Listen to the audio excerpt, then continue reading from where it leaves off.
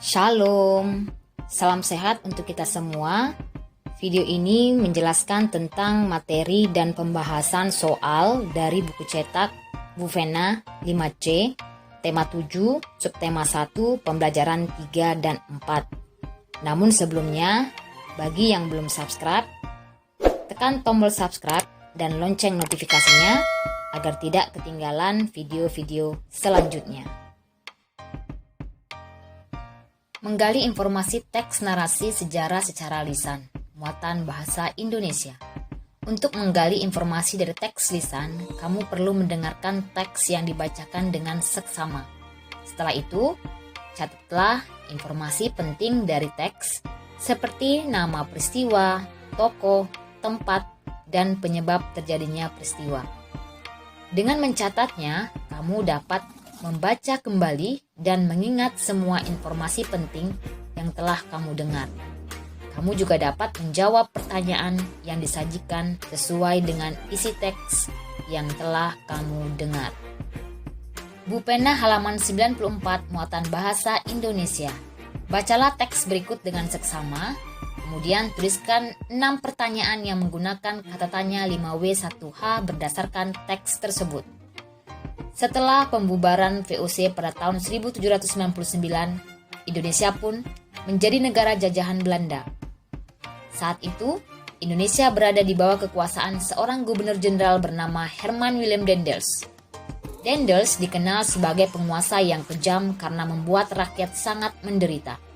Di bawah pemerintahan Daendels, rakyat Indonesia dipaksa untuk bekerja. Gubernur Jenderal Belanda itu bahkan memberlakukan sistem kerja rodi bagi seluruh rakyat Indonesia. Rakyat Indonesia dipaksa untuk membangun sebuah jalan dari Anyer hingga Panarukan demi kepentingan transportasi pasukan Belanda. Rakyat Indonesia dipaksa bekerja oleh pemerintahan Belanda tanpa diberi upah sedikit pun. Akibatnya, banyak rakyat yang sakit bahkan meninggal dunia karena kelaparan. Dari teks tersebut, kita bisa membuat pertanyaan. Kalimat pertanyaan yang pertama menggunakan kata tanya siapa. Siapa nama Gubernur Jenderal Belanda yang dikenal kejam karena membuat rakyat menderita? Jawabannya adalah Herman Willem Daendels. Nomor 2, kata tanya apa? Apa yang dilakukan Gubernur Jenderal Belanda untuk memaksa rakyat Indonesia membuat jalan dari Anyer hingga Panarukan? Jawabannya adalah memberlakukan sistem rodi. Nomor 3, kata tanya di mana? Di mana wilayah rakyat Indonesia dipaksa untuk membangun sebuah jalan? Jawabannya adalah dari Anyer hingga Panarukan. 4, menggunakan kata tanya kapan? Kapan VOC dibubarkan? Jawabannya adalah tahun 1799. Nomor 5, menggunakan kata tanya mengapa. Mengapa rakyat Indonesia banyak yang sakit bahkan meninggal dunia karena kelaparan? Jawabannya adalah karena rakyat Indonesia dipaksa bekerja oleh pemerintah Belanda tanpa diberi upah sedikit pun. Nomor 6, menggunakan kata tanya bagaimana? Bagaimana cara Gubernur Belanda memaksa rakyat Indonesia untuk bekerja? Jawabannya adalah Gubernur Jenderal Belanda memberlakukan sistem kerja rodi bagi seluruh rakyat Indonesia. Perlawanan bangsa Indonesia terhadap penjajah, muatan IPS. Berikut beberapa perlawanan yang dilakukan rakyat Indonesia. Yang pertama adalah perlawanan atau perjuangan rakyat Maluku. Tahun 1533, Sultan Ternate menyerukan perlawanan untuk mengusir bangsa Portugis yang berkhianat kepada kerajaan Ternate dengan memonopoli rempah-rempah. Perlawanan kedua terjadi pada tahun 1570. Perlawanan tersebut dipimpin oleh Sultan Ba'abullah, disebabkan oleh tewasnya Sultan Hairun. Portugis menyerah dan meninggalkan Maluku pada tahun 1575. Yang kedua adalah perjuangan rakyat Sumatera. Di Aceh, perlawanan dipimpin oleh Teuku Cikditiro, Panglima Polim, Teuku Umar, dan Cut Nyadin. rakyat Aceh menggunakan taktik perang gerilya, yaitu memasuki hutan agar tidak mudah ditangkap. Perlawanan rakyat Sumatera Utara dipimpin oleh Sisingamangaraja XII. Penyebabnya adalah Belanda ingin menguasai Tapanuli. Di Sumatera Barat, perlawanan dipimpin oleh Tuanku Imam Bonjol. Penyebabnya adalah politik adu domba Belanda terhadap kaum adat dan kaum Padri. Yang ketiga adalah perjuangan rakyat Jawa. Di Pulau Jawa, Pangeran Diponegoro memimpin perlawanan terhadap Belanda. Perang terjadi karena Belanda memasang patok jalan di atas tanah makam leluhur Pangeran Diponegoro tanpa izin. Belanda berhasil menangkap Pangeran Diponegoro dengan berpura-pura mengajak berunding. Saat berunding, Pangeran Diponegoro ditangkap dan diasingkan ke Manado pada tahun 1830. Selanjutnya yang keempat adalah perjuangan rakyat Bali. Sikap Belanda yang melanggar hukum tawan karang menjadi penyebab perlawanan rakyat di Bali. Perlawanan rakyat Bali dipimpin oleh I Gusti Ketut Jelantik di sekitar benteng Jagaraga sehingga disebut Perang Puputan Jagaraga yang terjadi pada tahun 1846 sampai dengan 1849. Perlawanan berakhir ketika Belanda dapat menguasai benteng Jagaraga. Yang kelima adalah perjuangan rakyat Kalimantan Selatan. Pangeran Antasari memimpin perlawanan rakyat Kalimantan Selatan. Penyebab perlawanan tersebut adalah sikap Belanda yang berusaha menguasai kerajaan Banjar. Belanda juga memonopoli perdagangan dan mencampuri urusan kerajaan. Kita masuk ke pembahasan soal dari buku cetak Bu Pena halaman 96 muatan IPS.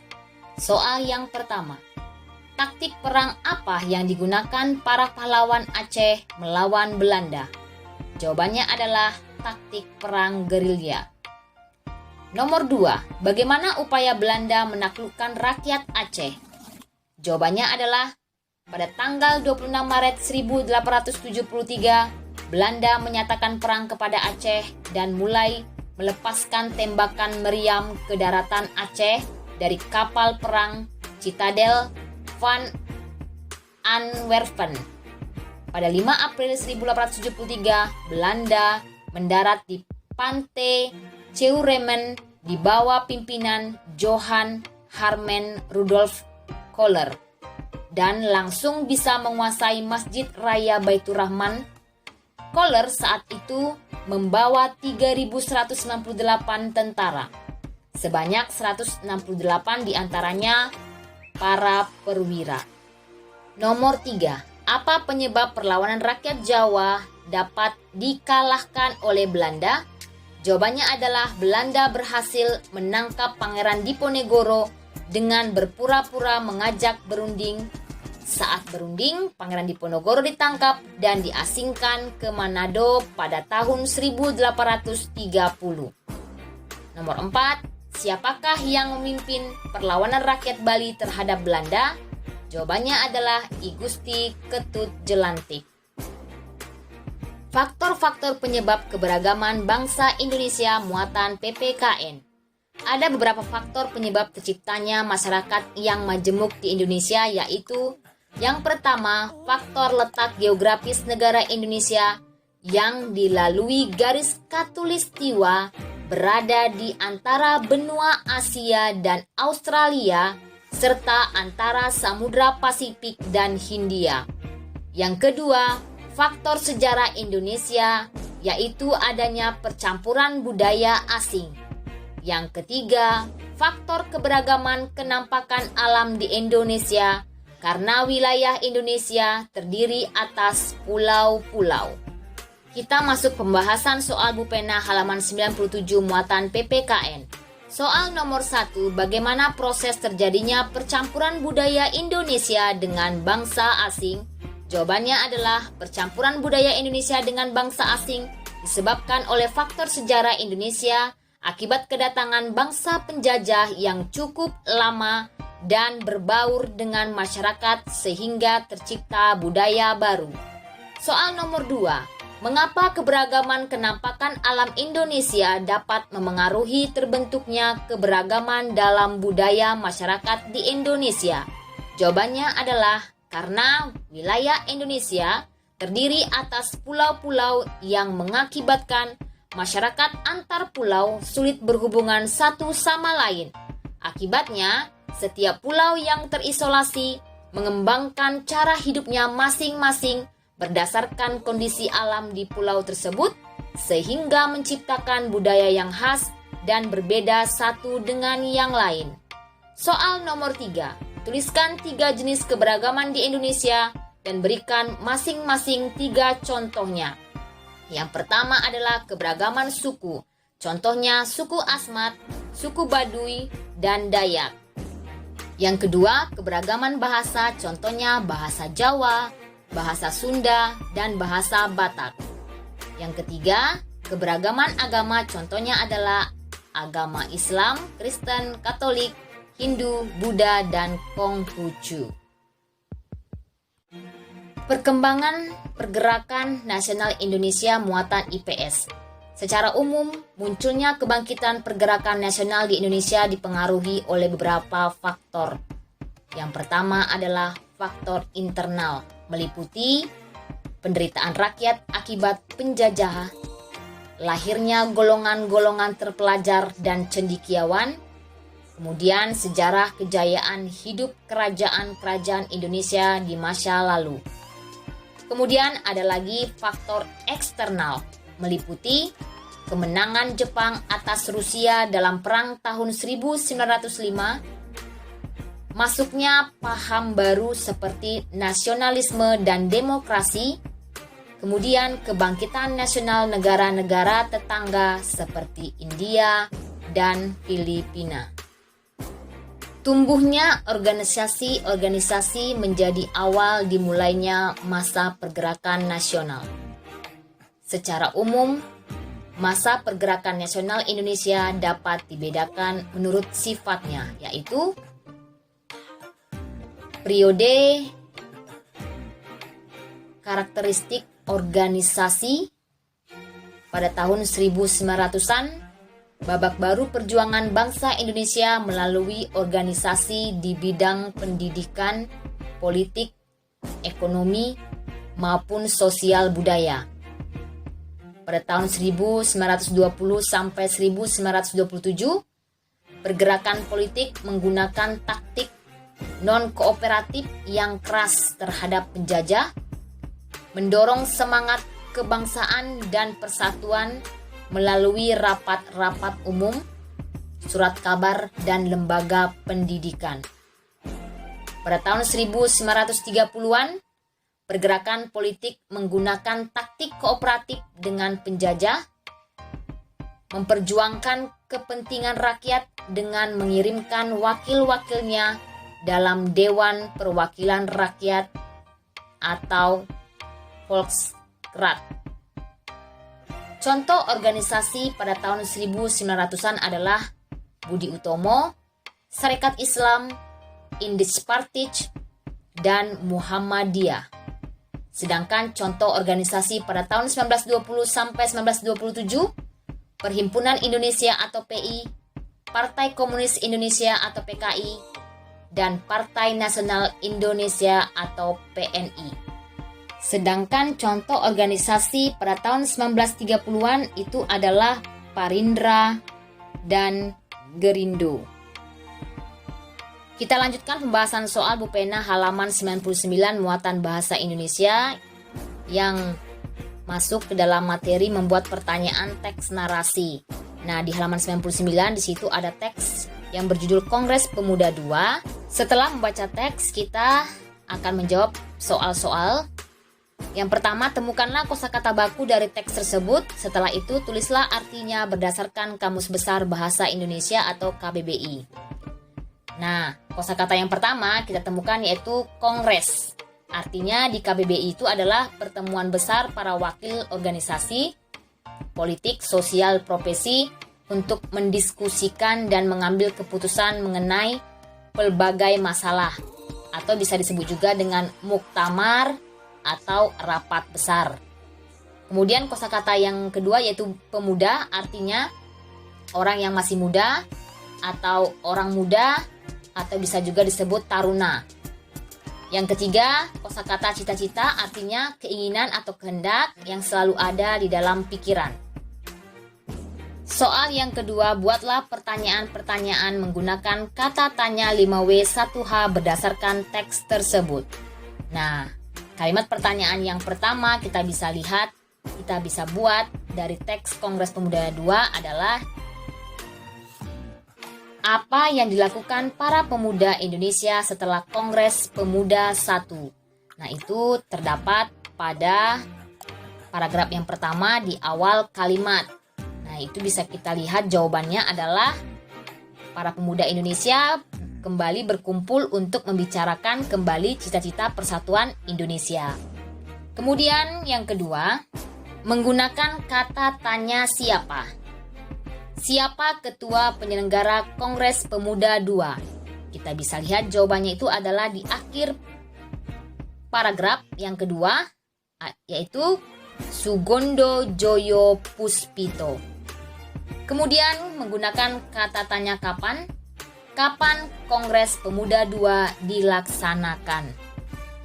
Jawabannya ada di paragraf yang pertama juga pada kalimat yang ketiga, yaitu Kongres Pemuda 2 berlangsung pada tanggal 27 sampai 28 Oktober 1928. Selanjutnya, kata tanya di mana? Di mana tempat diadakannya Kongres Pemuda 2? Jawabannya adalah, karena tidak terlalu detail ya di teks, kita jawab itu di Indonesia. Kemudian yang kelima, mengapa hasil Kongres Pemuda 2 menghasilkan rumusan Sumpah Pemuda? Jawabannya adalah karena dari ketiga persidangan tersebut, para pemuda kembali membahas masalah persatuan dan kebangsaan Indonesia, pendidikan, serta pergerakan kepanduan. Nah, dalam Kongres Pemuda 2 inilah terjadi peristiwa Sumpah Pemuda.